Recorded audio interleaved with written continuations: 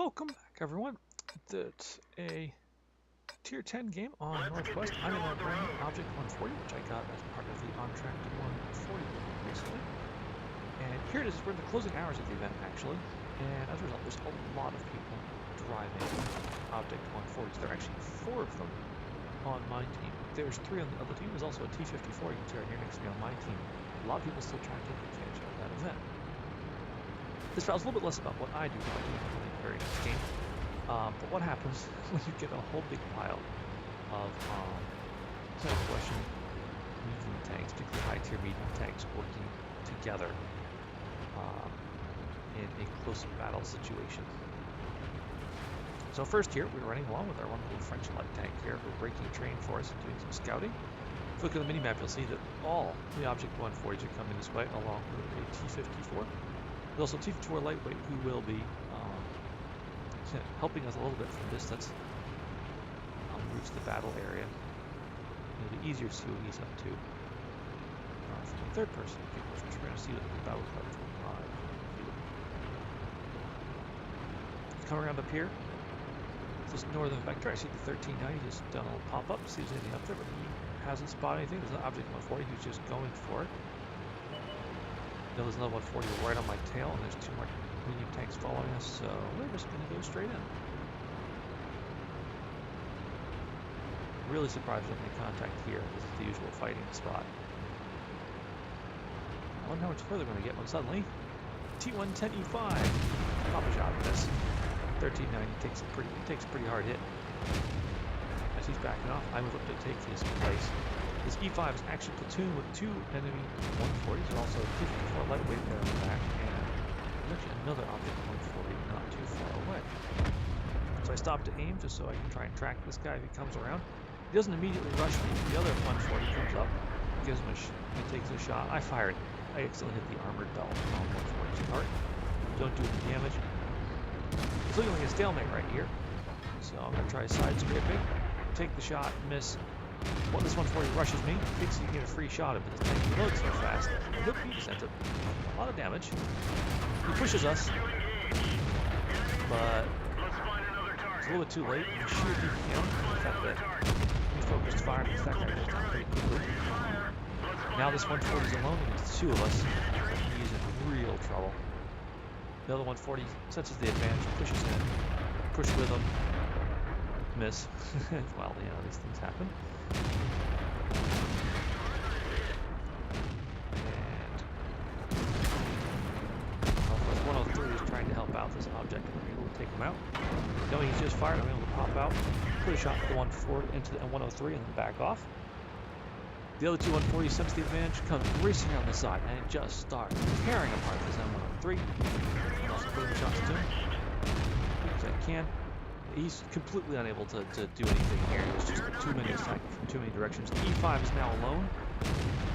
Although 140 is forced to back off because of low health, L2 is just going to town this guy. 254 comes around the back. And just look at how fast this E5 goes from full health to a dead tank. Just ridiculous.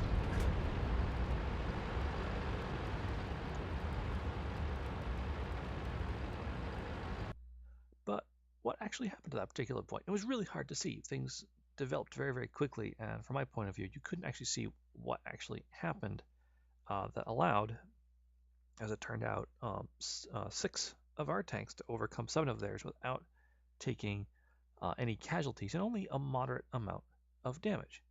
Well, fortunately, there's the top-down view. Looking at this now from the top-down view, a better idea of what happens in this fight.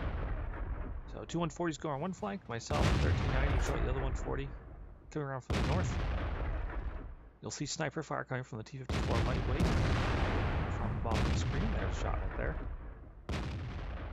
1390 withdrawn. T-54 lightweight, the enemy team is taken out. So now we've got 2 heavy tanks facing off with 2 Object 140s. Now, it's not really a good fight for the 140s. The heavy tanks, as you can see, they're pointing their frontal arm around them. And that makes it very, very difficult on the 2 140s to do serious damage. But the enemy 140s make their push.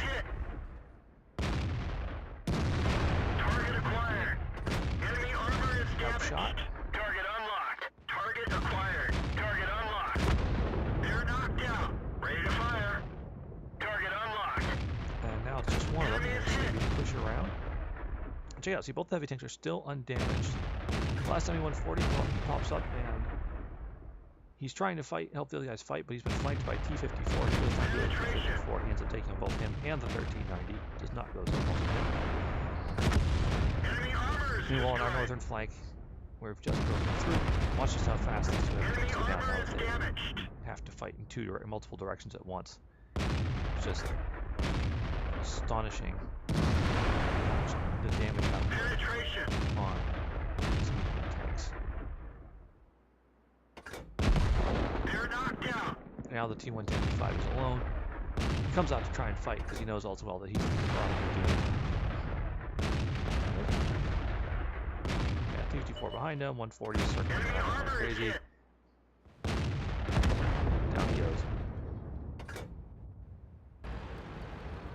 So, object 140 killing spree complete.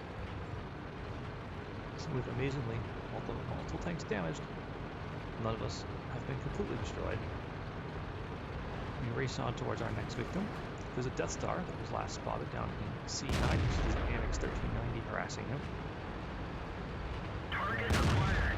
We are just going to charge in to finish him off. He still has 1,400 hit points, which sounds like a lot until you realize that just how much firepower is racing towards him. Now the big problem with Death Star, of course, he has a very big cannon. He's going to pick one tank, obliterate it, and then be stuck with the fact that there's nothing he can do to protect himself from the rest of us. Yeah, I have a total dirt moment and miss by a mile, but he still goes down. Now we're racing in to try and help get a little more damage in on those last few enemy tanks. The T-110E5 calls for help. I respond affirmative, but as we close again, I can see the E5 easily has the E100 completely in hand. Yeah, he just did a big hit, but he's going to finish off the E100 before he can reload. So I decided to go after the Jagdpanzer E100 instead. First up. Oh, shoot the ground. Oh well. So the Jagdpanzer E100 is a very, very tough tank. The T-1390 is going to have a hard time doing damage to it, so we're just going to kill one here Enemy vehicle destroyed. and finish him off to complete the game. I hope you enjoyed watching that. Let's go take a look at the post-game stats. So here's the post-game stats for that particular battle. As you can see, a lot of damage done, including to the entire enemy top-tier platoon. The little damage to each of them. Didn't do any damage to the Death Star, unfortunately, but you know, these things happen. A couple shots on the E5, beaten up on the M103 some. Only good enough for a second-class mastery badge. This tank, I'm really enjoying this tank. The speed, the mobility, the very powerful and fairly accurate gun, even when you're moving at top speed, all combined to make a very, very pleasant taking experience. You're probably going to be seeing a lot more Object 140 videos out of me in the future. Moving on to the next screen right here, you'll see me come in second place overall for experience, only beaten by that T-54 who was doing all that flanking. You can see he did just a tiny bit more damage, but being a lower tier, he gets a substantial boost to his experience. So he ends up getting the top XP slot. We can see that almost all the Object 140s had a really solid match. Dubois there with almost 3,000. Givanzo with also very close to 3,000. The only reason I think Philo did not end up getting 3,000 is because he was the guy who found himself staring down the barrel of the Death Star and, well, blew up. However, notably, that is the only damage the Death Star did during the game. So very unfortunate for the Death Star, very unfortunate for Philo.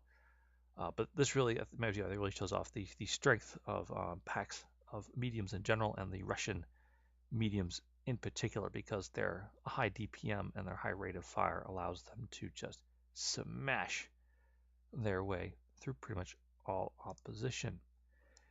Moving on to the last screen here, you'll see that 21 shots fired, only 14 hits. Yeah, I know, I was just talking about how accurate the gun is, and I've got like, a 66% hit rate.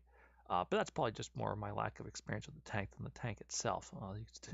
It's very much a close range, beat him up flank and a flank around him sort of kind of tank. As you can see, didn't do any damage from long range. It was all right up there in their face. Now, did receive 2 hits, both which penetrate. She's not quite as tough as the tier 9. Notably, there's less armor on the hull, and the weak points on the turret are somewhat larger.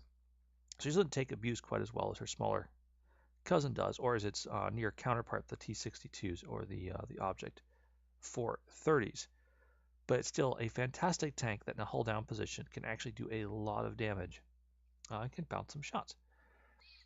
Very fast game, only 5 minutes long, and even without a premium account, that sort of battle would have pulled me a small profit. With a premium account, it actually made me a very nice 24,000 credits and got me another 1527 experience to help pour into my crew. You can see on the top left. And yes, this is the first tank that I decided to give the all-female crew to that I've been earning through the not the on-track missions, through the Stug missions, and I'm looking forward to finishing that soon so I can get started on the T28 HTC missions.